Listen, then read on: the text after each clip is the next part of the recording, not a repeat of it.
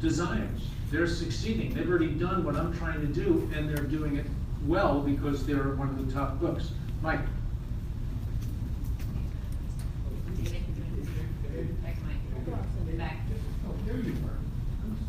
Yeah, the mic.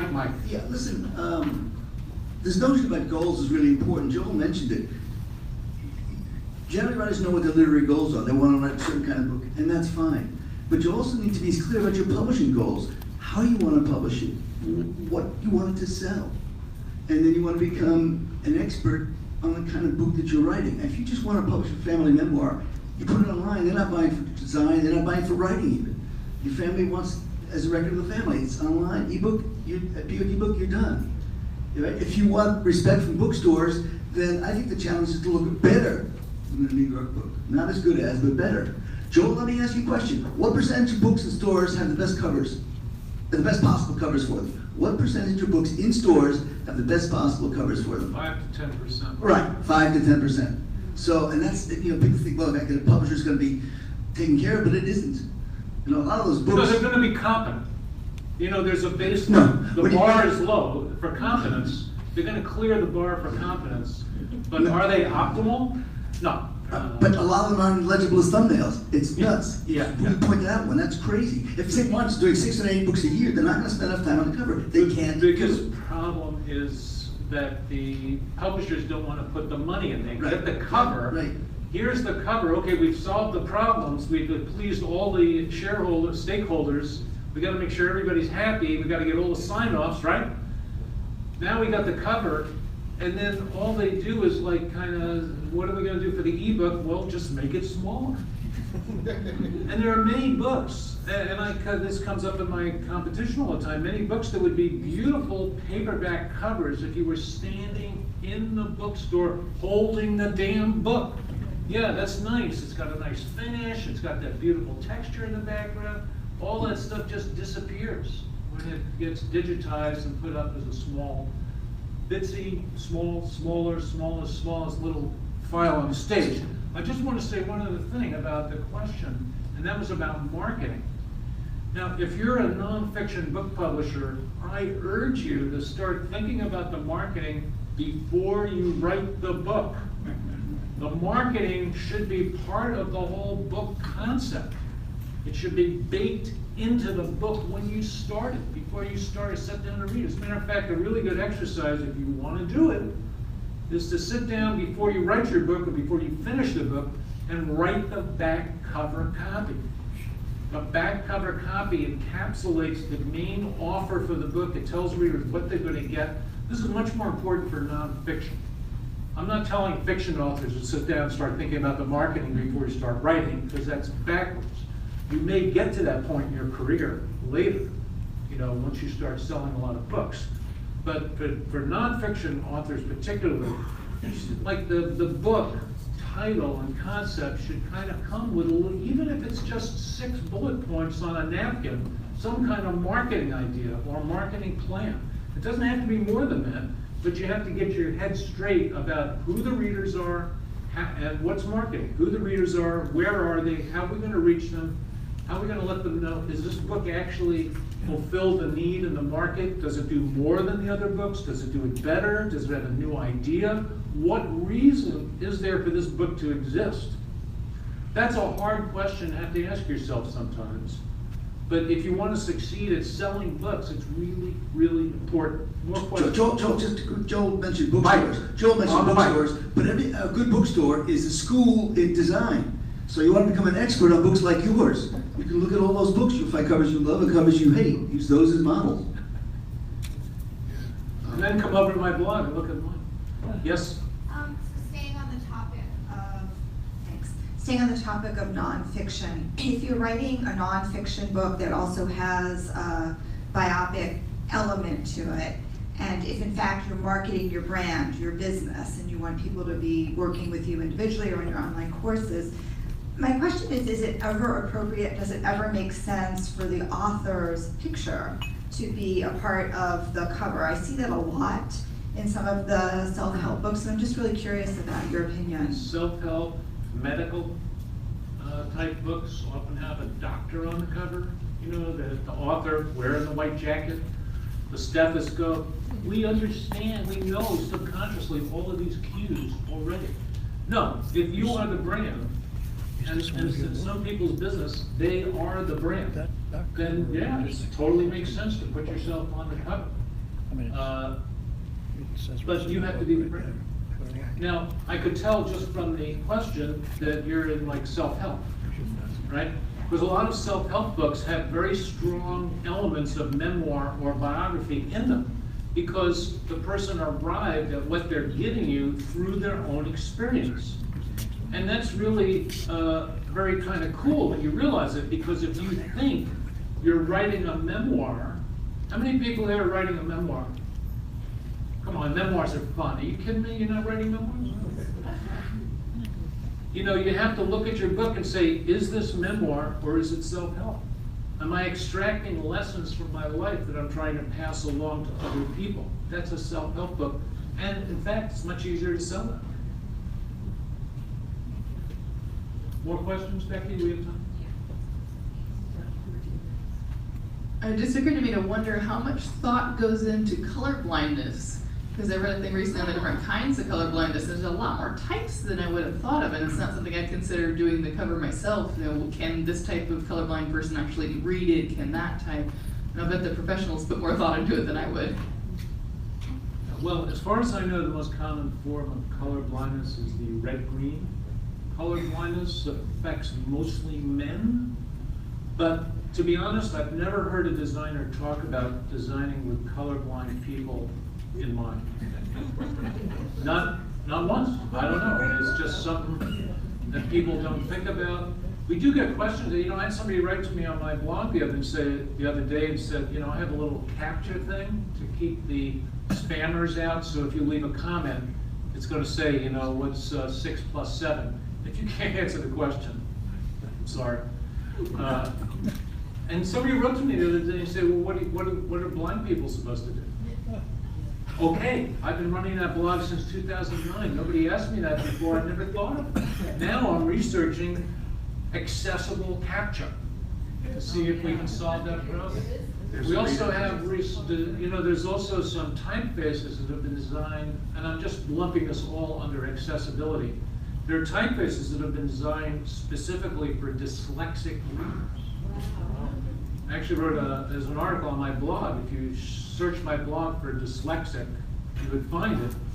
And there is some evidence that that actually works. And some publishers who came in and commented on that said they were actually planning on producing variants of the book in this, it's not a great looking typeface, in this dyslexic kind of typeface, so they had something they could, if they had a book that had a big market in the dyslexia community, I guess that would be worth it. It's probably not worth it for most publishers. In the back. So I have a question about who owns the artwork for a cover. You go to a cover designer, and then let's say you create tote bags or t-shirts and sell them or whatever. Could you speak to that? Absolutely. This is actually a really good question, so thank you for that. And you might have 2 or 3 people involved in the creation of a book cover. For instance, some book covers, there's an artist who does the illustration. That's very common in like fantasy, where you can't take pictures of the orc army. You know, so kind of hire an illustrator to do that. And then somebody else might do the typography, because the illustrator maybe isn't a typographer, etc. So here's the important thing. The important thing is when you originally make contact with the designer.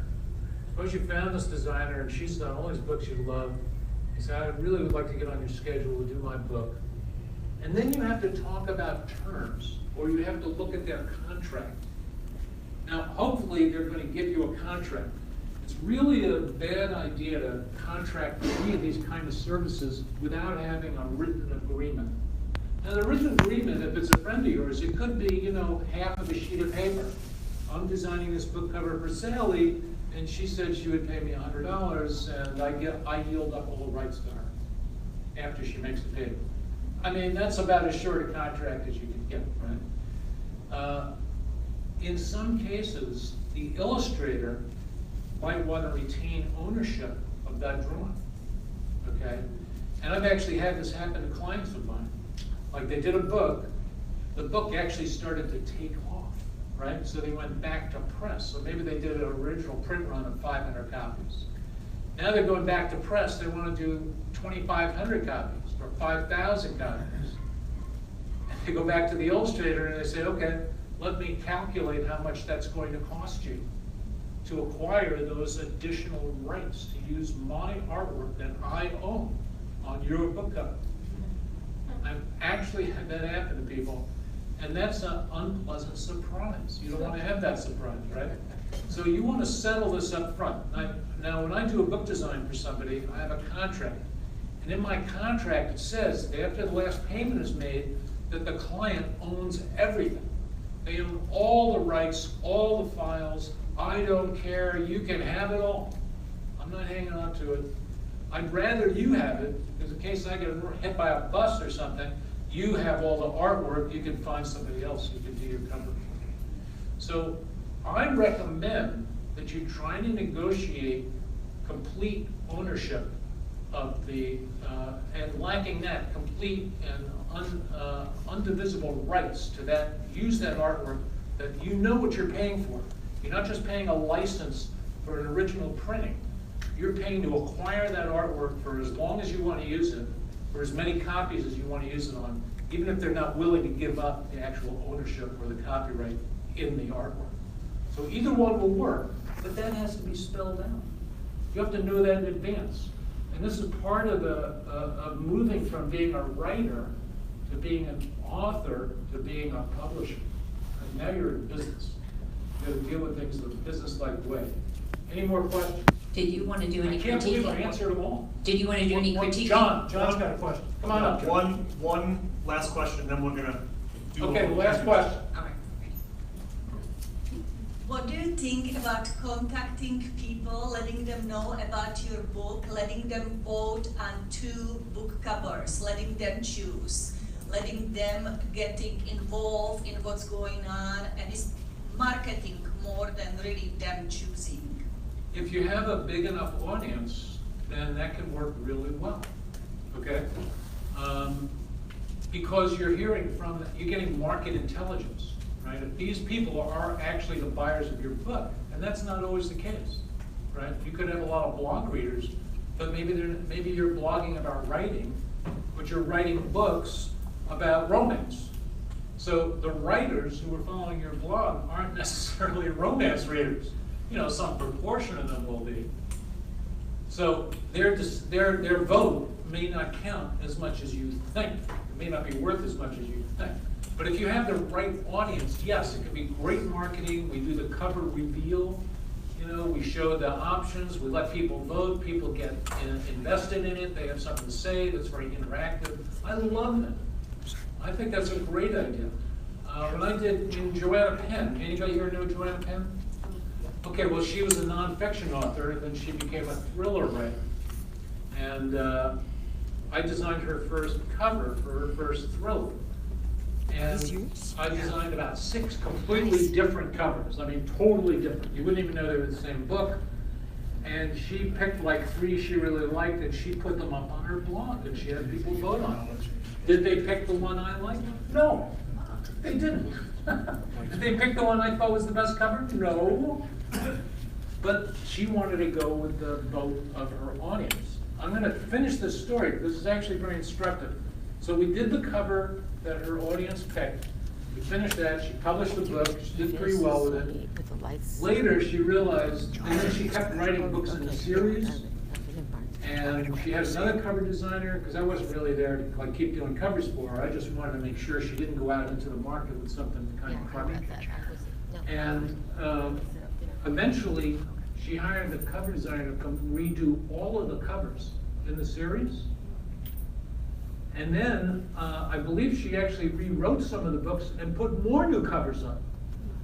And every time she did that, they sold better. Okay?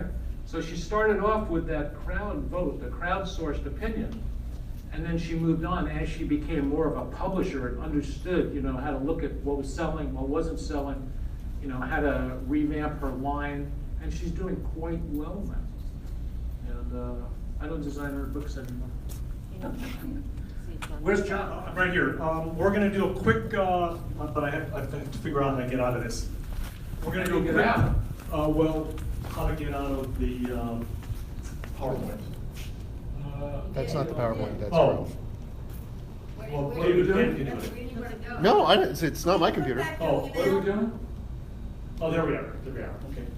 We're gonna do, this afternoon, we have about 25 book covers, thanks to all of you who sent them in. We're gonna do one or two right now. The person who just asked about 2 book covers, Nick, is that your name? Yeah. We do have both of your book covers this afternoon, so we may not be the right audience, but we can do a vote on that. So find the number 1 here. Number 1? Shade, yeah. So the idea here is that we're going to just give a little preview of this afternoon. Each of us is just going to make a comment on this particular cover, and we will have about 25 of them this afternoon, but we only have time for 1 or 2 right now. Well, I've been talking, you guys start. Also, we're going to get any comments from folks in the audience as well. So this is Arlene's book here, 50 Shades of Grammar. Anybody want to pipe in on that? Michael? You got to be loud. If it's not sexy, I don't quite get the need of that. It must relate to 50-something in the book. It's very attractive. Aesthetically, it's very strong, but the subtitle is hard to read, even on here, even as this thing. And it's sometimes crucial here because that's the benefit. That's what's going to make the book sell. Why will people buy it? And that, since she has a catchy title, which is fine, the subtitle must tell and sell. Say what the book is to give people a reason to buy it that they're going to get in 2 seconds. I can't see the subtitle, so it's not doing that for me. Extremely attractive, though. Anyone else? Let me just mention my take on it, because one of the things I like about it, in addition to all the color swatches, is how the top little trapezoid, I guess you'd call it, and this one are balancing each other, and they're very easy to read. The only comment I have is this piece here, which is is that like the publisher right here? That sort of is not connected to anything else, and it would be better without that. John, I have. Yeah. So, my thought about this book is I would have done all the shades in gray.